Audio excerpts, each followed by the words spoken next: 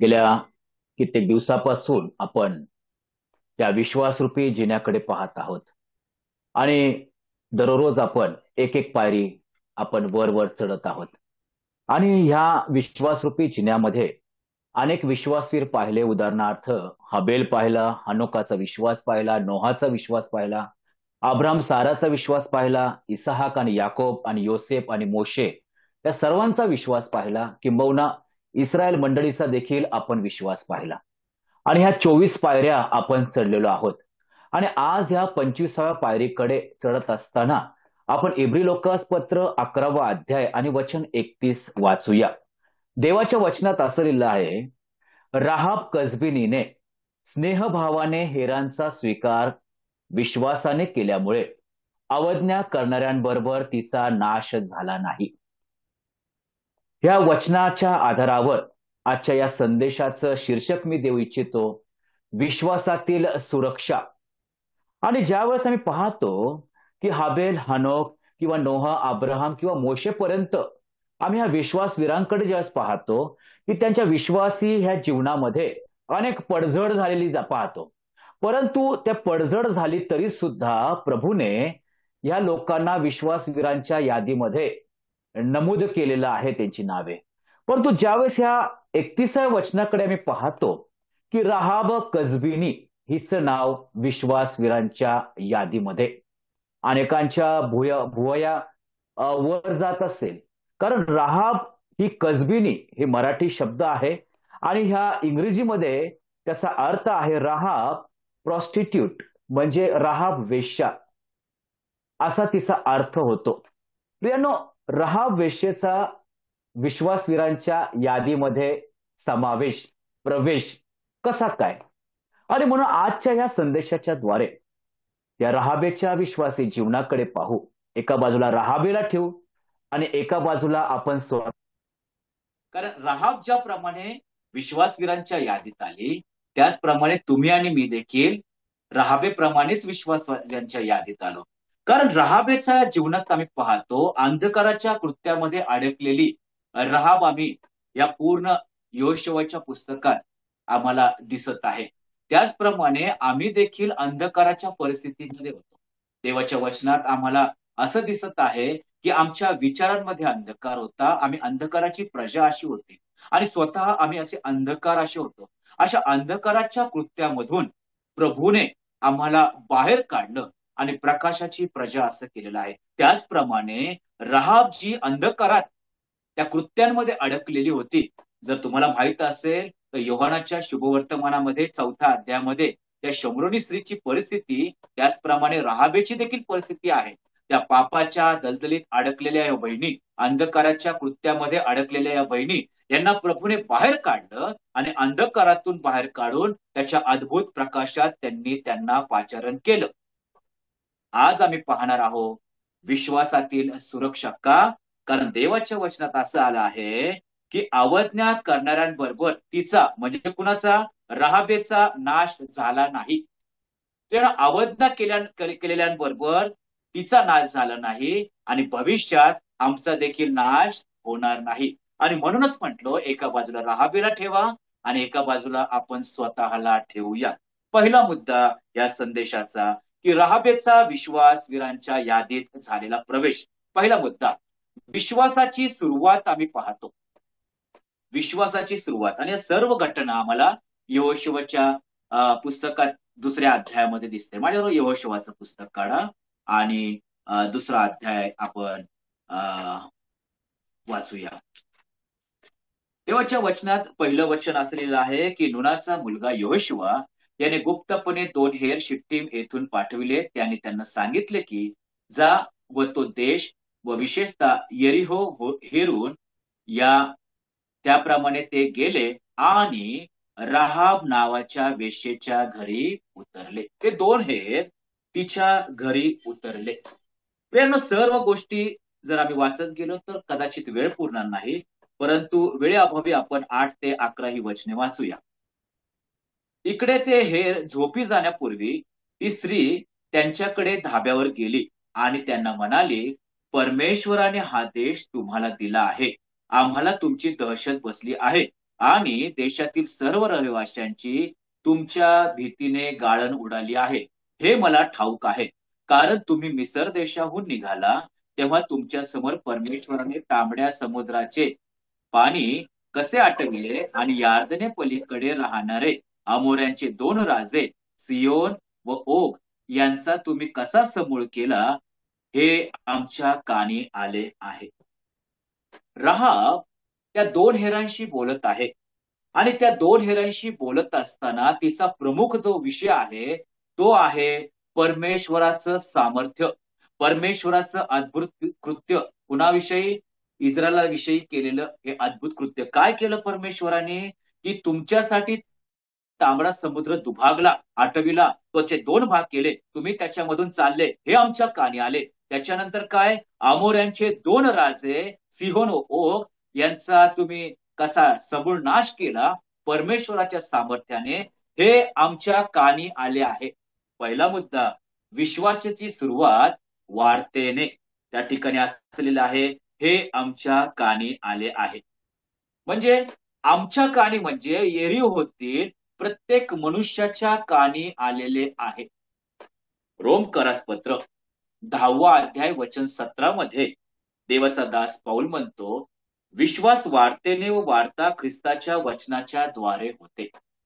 प्रियानो, वार्ता तर यरीहोच्या लोकांच्या कानी पडलेली आहे. कोणती वार्ता? परमेश्वराच्या सामर्थ्याची वार्ता. परंतु योहान म्हणतो 5व्या अध्यायाने 24व्या वचनामध्ये प्रभूचे शब्द आहे, मी तुम्हाला खचित खचित सांगतो काय, जो माझे वचन ऐकतो व ज्याने मला पाठविले त्याच्यावर विश्वास ठेवतो त्याला सार्वकालिक जीवन प्राप्त झाले आहे आणि त्याच्यावर न्यायाचा प्रसंग येणार नाही. तो मरणातून जीवनात पार गेला आहे. आणि योहान 3:36 मध्ये थोडक्यात असं म्हणतो, मग जो ऐकत नाही त्याच्यावर देवाचा क्रोध, देवाचा न्याय त्याच्यावर राहतो.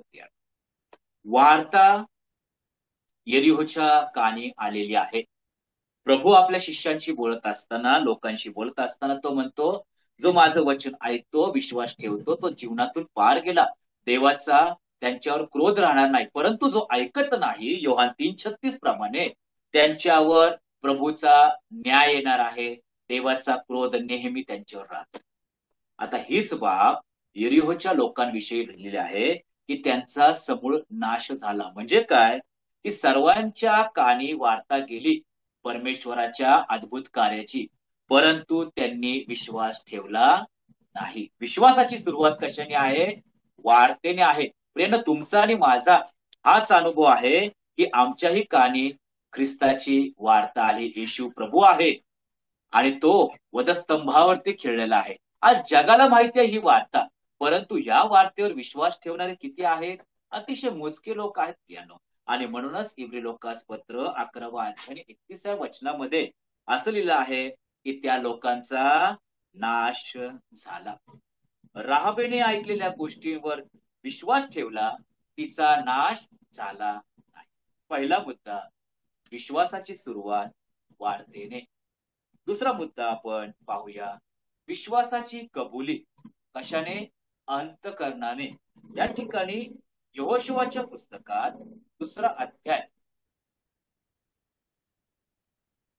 यहोशुवाच्या पुस्तकात 2रा अध्याय आणि वचन 10 मध्ये असं,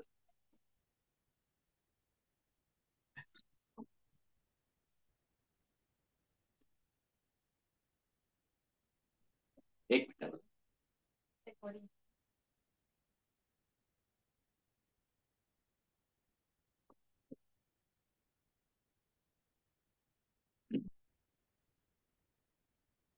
विश्वासाची कबुली अंतकरणाने. त्या ठिकाणी यहोशुवाच्या पुस्तकात 2रा अध्याय वचन 10 मध्ये असं लिहिलेलं आहे की हे आमच्या कानी आले. परंतु यहोशुवाच्याच पुस्तकात 2रा अध्याय 9व्या वचनामध्ये काय लिहिलेलं आहे बघा बरं. आणि त्यांना म्हणाले, परमेश्वराने हा देश तुम्हाला दिला आहे, आम्हाला तुमची दहशत बसली आहे आणि देशातील सर्व रहिवाशांची तुमच्या भीतीने गाळण उडाली आहे. परंतु आता राहाब काय म्हणते? हे आम्हाला ठाऊक आहे असं नाही म्हणत, हे मला ठाऊक आहे असं म्हणते. प्रियांनो, सर्व काही गोष्टीमध्ये आम्हाला आम्हाला आम्हाला असं लिहिलं आहे, म्हणजे यरीहोच्या रहिवाशांना. परंतु ज्यावेळेस त्या ठिकाणी ती म्हणती शेवट, हे मला ठाऊक आहे. प्रियांनो, विश्वास हा वैयक्तिक आहे आणि हे मला ठाऊक असणं अतिशय महत्वाचं आहे. ते वैयक्तिक आहे आणि म्हणूनच परमेश्वराच्या सामर्थ्यावर ती वैयक्तिकरित्या कबुली देत आहे की परमेश्वराचा अद्भुत सामर्थ्य मी ऐकलेलं आहे आणि सर्व गोष्टी मला ठाऊक आहे. कारण विश्वासाची सुरुवात वार्तेने जरी होते, परंतु विश्वासाची कबुली ही अंतकरणापासून होणं अतिशय महत्वाचं आहे. रोमकरास पत्रामध्ये 10वा अध्याय आणि वचन 16 मध्ये असं लिहिलेलं आहे, तथापि सुवार्ता सर्वांना मान्य झाली असे नाही. यशया म्हणतो, हे प्रभू, आम्ही ऐकलेल्या वार्तेवर कोणी विश्वास ठेवला आहे? प्रश्नचिन्ह. त्या ठिकाणी असं लिहिलं आहे, सुवार्ता सर्वांना मान्य झाली असे नाही. आज आमच्या आजूबाजूला बघा ना, सर्वांच्या कानी सुवार्ता गेलेली आहे, परंतु सर्वांनी मान्य केली असं नाही. किती जणांना तारणाचा संदेश केलेला आहे, परंतु किती जणांनी तो तारणाचा संदेश हलक्यात घेतलेला आहे. कारण प्रभूचा दास म्हणतो, आजच तारणाचा दिवस आहे, आजच ती वेळ आहे, आत्ताच आत्ताच आणि आत्ताच. परंतु अनेक वेळा या वार्तेवर विश्वास न ठेवणारे अनेक लोक आम्हाला या जगामध्ये आजूबाजूला किंबहुना घरामध्ये देखील दिसेल. आणि म्हणूनच हा दास असं लिहितो की सुवार्ता सर्वांना मान्य झाली असे नाही. प्रभूचं सामर्थ्य सर्वांनी ऐकलं, परंतु प्रभूचं सामर्थ्य स्वीकारणारी फक्त एकच, ती म्हणजे राहाब. ती म्हणते की हे मला ठाऊक आहे. यानो, वैयक्तिक विश्वास अतिशय महत्वाचा आहे. कारण वैयक्तिक माझं तारणाऱ्याशी नातं असणं अतिशय महत्वाचं आहे. ती जर वैयक्तिक ओळख जर झाली, तर मी देखील म्हणू शकतो अंतकरणापासून, हे मला ठाऊक आहे. माझ्या वडिलांना ठाऊक नाही, माझ्या आईला ठाऊक नाही, माझ्या पंजोबांना ठाऊक नाही, माझ्या भावाला ठाऊक नाही, हे मला ठाऊक आहे. हा वैयक्तिक अनुभव असणं अतिशय महत्वाचं आहे.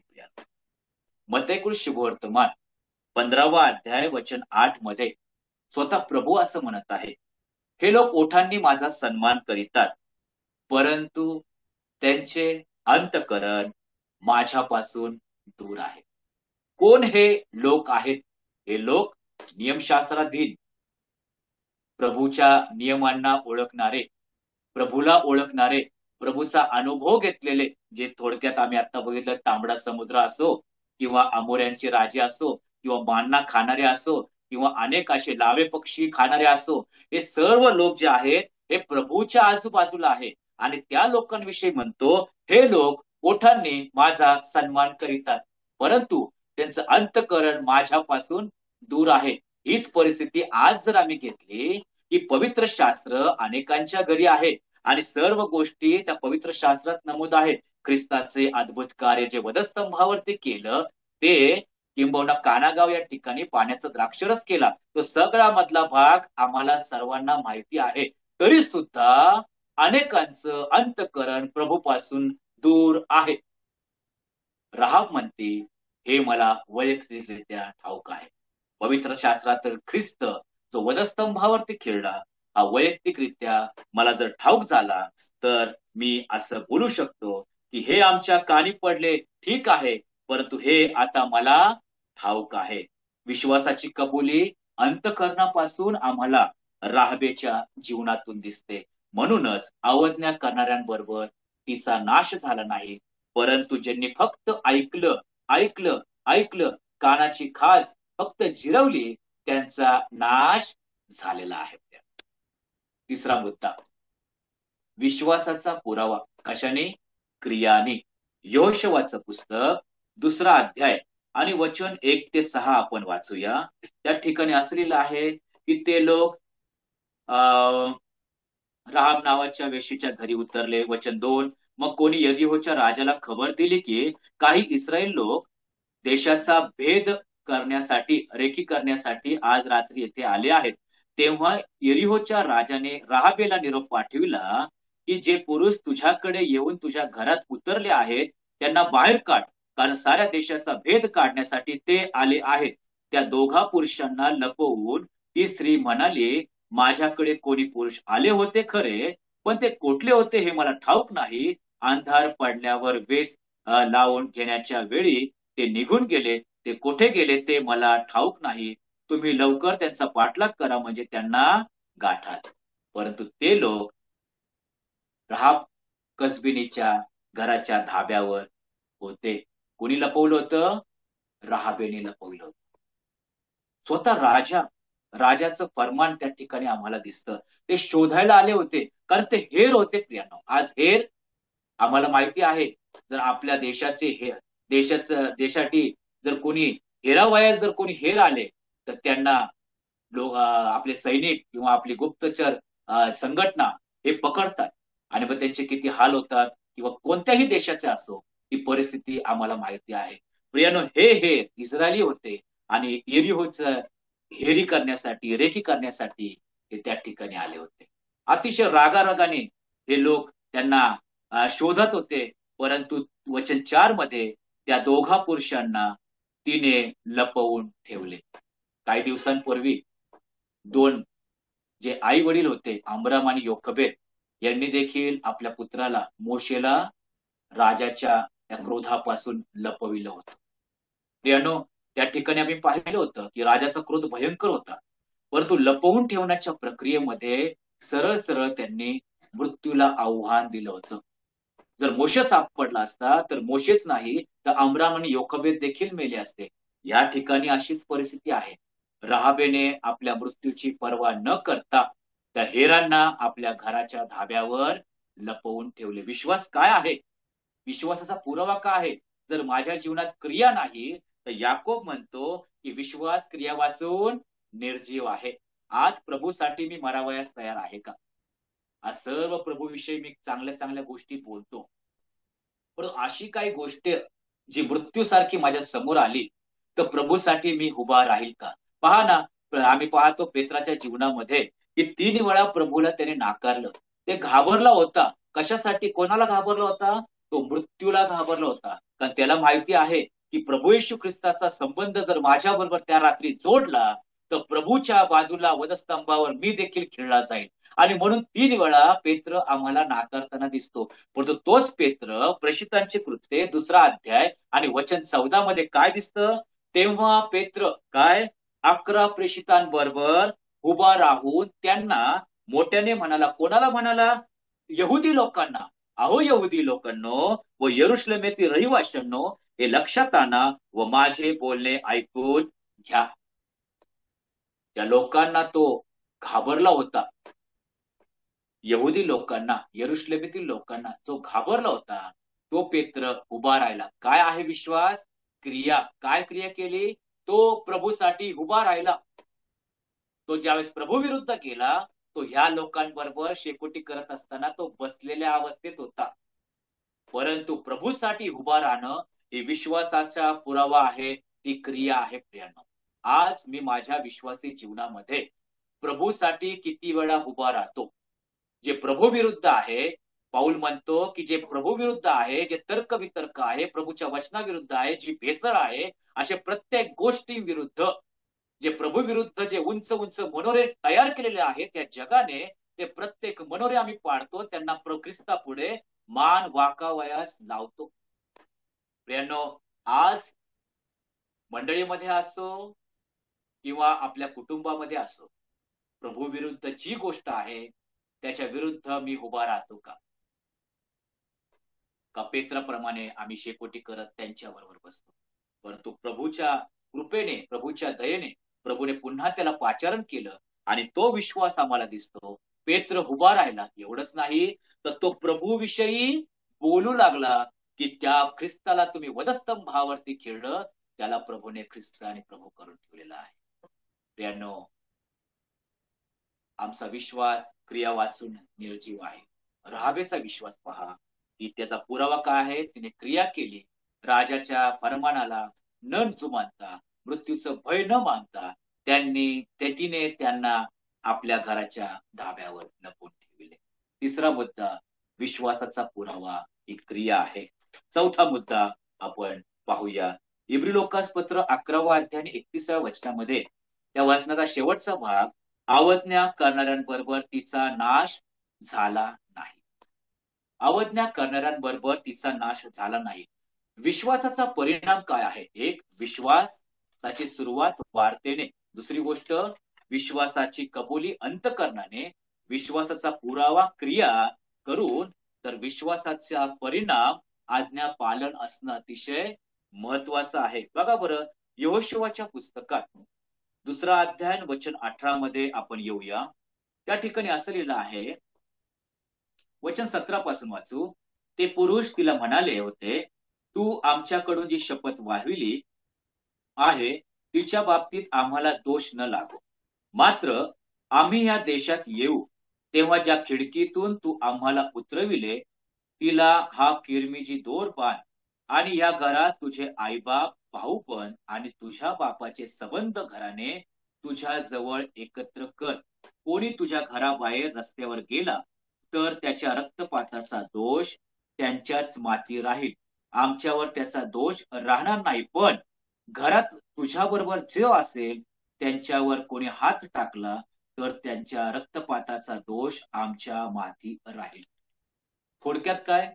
तर राहाबेला त्यांनी सांगितलं की ज्या खिडकीतून तू आम्हाला उतरविले आहे त्या खिडकीला किरमेची दोर बांध. एक निशाणी आहे. जसं आम्ही गेल्या दिवसामध्ये पाहिलं की वलांडन सण, विश्वासाने तो विधी पाळला. त्या विधीमध्ये असं होतं की त्या कोकऱ्याचं रक्त त्या दरवाजाच्या त्या ह्याला काय म्हणतात, चौकटीला, त्या दोन्ही बाह्यांना आणि वर असं लावलेलं आहे. त्या खिडकीला किरमेची दोर बांध असं सांगितलेलं आहे. त्यानंतर तुझ्या बापाचं संबंध एकत्र, जे घरानं आहे ते सर्व काय कर, एकत्र कर. आता हे लोक ज्यावेळेस तिच्याशी बोलत होते, राहाब वेश्येशी बोलत होते, त्यावेळेस तिच्या घरात प्रियांनो कोण कोण असेल? कारण प्रभूचं वचन सांगतं की राहाब कोण होती? ती वेश्या होती. तर वेश्येच्या घरात कोण आहे? तिची आई असू शकते का? तिचे बाप असू शकतात का? तिचा बाप असू शकतो का? किंवा तिचे भाऊ असू शकतात का? प्रियांनो, कुटुंबापासून दूर असलेली ही स्त्री असतात, आम्हाला चांगल्या प्रकारे ठाऊक आहे. आणि अशा परिस्थितीत एकटी स्त्री, तिला सर्वांनी सोडलेलं आहे. तिच्या बाबतीत हे हेर म्हणतात की तुझ्या बापाचे संबंध घराने तुझ्या जवळ एकत्र कर. प्रियानं तिने विश्वासाने तो दोर बांधला. आता हेर गेले, परंतु विश्वास ठेवला की ते पुन्हा येणार आणि येरिहो उद्ध्वस्त करणार, आणि मला त्याचा समूळ नाश माझा न व्हावा तर मला खिडकीच्या बाहेर किरमीची दोर लावणं हे गरजेचं आहे. प्रियानो, त्या ठिकाणी असलेलं आहे, बघा बरं, 6वा अध्याय काढू आपण आणि वचन 20 पासून वाचतो. तेव्हा लोकांनी जयघोष केला आणि रणशिंगे वाजत राहिले. रणशिंगांचा आवाज ऐकताच लोकांनी मोठ्याने जयघोष केला आणि तट जागच्या जागी कोसळला. आपण गेल्या संदेशामध्ये पाहिलं होतं. लगेच लोकांनी आपापल्या समोर त्या नगरात सरळ चालून जाऊन ते हस्तगत केले. त्या नगरातील पुरुष, स्त्रिया, तरुण, वृद्ध, गुरेढोरे, गाढवे वगैरे सर्वांचा त्यांनी तलवारीने समूळ नाश केला. इब्री लोकासपत्रामध्ये देखील लिहिलेलं आहे की त्यांचा नाश केला. आणि मग वचन 25 कडे ज्यावेळेस आम्ही येतो, त्या ठिकाणी असलेलं आहे, यहोशुवाने राहाब वेश्या, तिच्या बापाचा परिवार व तिचे जे कोणी होते ते सर्व वाचविले. तिचा वंश आजपर्यंत इस्रायल लोकांमध्ये वसत आहे. कारण जे जासूद एरियो हेरावायला यहोशुवाने पाठविले होते त्यांना तिने लपवून ठेविले. पुन्हा यहोशुवाच्या बाबतीत आम्ही पाहतो की त्याने तिचा प्राण वाचवला. कारण का माहितीये का? का तिच्या खिडकीच्या बाहेर किरमिजी डोर होता. दुसरी गोष्ट, तिने आपल्या बापाचं घरानं त्या दिवशी, त्या रात्री एकत्रित केलं होतं. प्रियानं ते एकत्रित करण्यासाठी तिला खूप कष्ट लागले, परंतु तिने एकत्रित केलं. आज प्रियांनो, येणाऱ्या दिवसामध्ये जो प्रभूचा न्याय होणार आहे, त्या न्यायापासून वाचविण्यासाठी आम्ही आमच्या कुटुंबाला एकत्रित करत आहोत का? त्या तारणाच्या होडीमध्ये अनेकांना बसवण्याचा प्रयत्न करीत आहोत का? त्या तारणाची सुवार्ता वार्ता, प्रभूचं अद्भुत कार्य, त्याच्यावर विश्वास ठेवण्यासाठी आम्ही वारंवार त्यांच्या कानी ती वार्ता घालत आहे का? खूप कठीण गोष्ट आहे. म्हणूनच म्हटलो, एका बाजूला राहाबेला ठेवा आणि एका बाजूला स्वतःला ठेवा. आज कित्येक जण असे आहे कुटुंबातील, की स्वतः कुटुंबाचं तारण झालं, परंतु अनेक जण आहे कुटुंबातील, की त्यांचं तारण आज देखील झालेलं नाही. राहाबेने त्या खिडकीला दोर बांधला किरमिजी रंगाचा, आणि त्या ठिकाणी आम्ही पाहतो की तिने आपल्या बापाचं घरानं एकत्र केलं. आणि मग प्रभू म्हणतो की यहोशुवाने राहाब वेश्या, तिच्या बापाचा परिवार व तिचे जे कोणी होते त्या घरामध्ये ते सर्व वाचविले. हे घर कोणतं आहे प्रियानो? हे घर देवाचं आहे. देवाची मंडळीमध्ये जे कोणी आहे ते प्रत्येक जण वाचविले जाणार आहे. मग ते कुणीही असो, एक अधम पाप्यांवर प्रभू दया करायला आजही समर्थ आहे. मग ते वेश्या असो किंवा अंधकाराने भरलेलं आमचं जीवन असो, जो कोणी आज्ञापालन करेल, ज्याच्या कानावर वार्ता जाईल, ती अंतकरणापासून जो कबुली देईल आणि विश्वासाचा पुरावा त्या क्रियांच्या द्वारे येशू प्रभू आहे हे ओठ जी क्रिया करेल, अंतकरणामध्ये जो विश्वास ठेवेल, त्याचं तारण होईल. आणि ज्याच्या जीवनात आज्ञापालन आहे, जो त्याच्या घरामध्ये एकत्रित राहतो, ते वाट पाहत होते की इस्रायल येणार आणि यरीहोचा नाश करणार. ते वाट पाहत होते. प्रभू म्हटला, मी येणार आहे, कारण ह्या जगाला मी जिंकलेला आहे. या जगाचा समूळ नाश होणार आहे. पण तुझे घरामध्ये आहेत, त्या बेथेलमध्ये आहे, देवाच्या घरात जे आहेत ते तारलेले आहेत आणि त्यांना प्रभू वाचवणार आहेत. त्यानं खूप मोठी गोष्ट राहाब आम्हाला शिकवते. आणि म्हणूनच विश्वासवीरांच्या यादीमध्ये राहाब कसबीनी, राहाब वेश्या, राहाब वेश्येप्रमाणेच तुम्ही आणि मी जे अंधकाराच्या कृत्यामध्ये अडकलेले होतो, प्रभूने आम्हाला अलगद बाहेर काढलं आणि त्या जीवनाच्या पुस्तकामध्ये तुमचं आणि माझं नाव, ज्यांचं तारण झालं, त्या लोकांचं नाव त्याने लिहिलेलं आहे. राहाबेचं तिथेच नाव नाही, तर मत्तेकृष्ण वर्तमानामध्ये ज्यावेळेस येतो आणि त्या ठिकाणी पहिला अध्याय आणि वचन 5 मध्ये आम्हाला दिसतं की सलमोनाला राहाबेपासून भवाद झाला. प्रियानो, कोणाची वंशावळ आहे? ती प्रभू येशू ख्रिस्ताची आहे. नुसतं विश्वासवीरांच्या यादीत राहाब दिसत नाही, तर प्रभू येशू ख्रिस्ताच्या वंशावळीमध्ये राहाबेचा त्या प्रवेश झालेला आम्हाला दिसतो. राहाबेचं नाव त्या ठिकाणी नमूद केलेलं आहे. प्रियानो, यहुदा वंशामध्ये राहाब आम्हाला दिसत आहे. किती सुंदर गोष्ट. कारण आज माझ्या या खिडकीला किरमिजी डोर आहे का? तो किरमिजी डोर प्रभू येशू ख्रिस्ताचं वधस्तंभाचं कार्य दिसतं. किरमिजी म्हणजे लाल रंग, रक्ताने भरलेला ख्रिस्त, तो माझ्या अंतकरणाच्या खिडकीवर आहे का? प्रभू ती खिडकी बघणार आहे आणि त्या खिडकीच्या द्वारे त्याला ओळख पटणार आहे. हा माझ्या पुत्राचा शिष्य आहे, अनुयायी आहे, तो तारणाऱ्याला स्वीकारणारा, तो विश्वासणारा आहे. त्यानं या राहाबच्या जीवनातून या 4 गोष्टी काय शिकलो? विश्वासाची सुरुवात राहाबेच्या जीवनात वार्तेने झाली. दुसरी गोष्ट, विश्वासाची कबुली राहाबेने स्वतः अंतकरणातून दिली. हे मला ठाऊक आहे. सर्वांना ठाऊक होतं, परंतु वैयक्तिकरित्या हे मला ठाऊक आहे. आणि नंतर विश्वासाचा पुरावा आम्हाला दिसतो की त्याने क्रिया केली. राजाच्या भयाला न भिता तिने हेरांना त्या छतावर, त्या धाब्यावर तिने लपून ठेवलं. एवढंच नाही, जे हेरांनी सांगितलं होतं इस्रायलाच्या त्या लोकांनी की तू खिडकीला किरमिजी डोर बांध, तो विश्वासाने बांधला. एवढंच नाही, तर बापाचं घर त्यानं एकत्र केलं आणि सर्वांना वाचवण्यास ते यशस्वी असे ठरलं. त्यानं तुम्ही आणि मी यशस्वी ठरलेलो आहे का? जकयाच्या विषयी प्रभू म्हटला, आज या घराण्याला तारण प्राप्त झालं. आज माझं तारण झालं. माझ्या पत्नीचं झालं का? माझं पत्नीचं झालं. माझ्या मुलांचं तारण झालं का? माझ्या मुलांचं झालं असेल तर पूर्ण घराचं तारण झालं. परंतु माझे जे भाऊ आहे, बहीण आहे, अनेक प्रियजन आहे, त्यांचं तारण झालं का? त्यामध्ये मी यशस्वी आहे अयशस्वी आहे. राहाबकडे बघा, ती कष्टाने त्या सर्वांना एकत्रित केलं आणि सर्वांचे प्राण वाचवले. एक मोठं आव्हान प्रभू या राहाबेच्या जीवनाच्या द्वारे आम्हाला देत आहे, की आम्ही यशस्वी ठरत आहोत का? विश्वासातील सुरक्षा हा 5वी पायरी आम्हाला शिकवत आहे. प्रभूने पुरवलेल्या शब्दाबद्दल आणि त्याच्या दैवी विचाराबद्दल मी प्रभूचे मनापासून आभार मानतो. सर्वांचे धन्यवाद.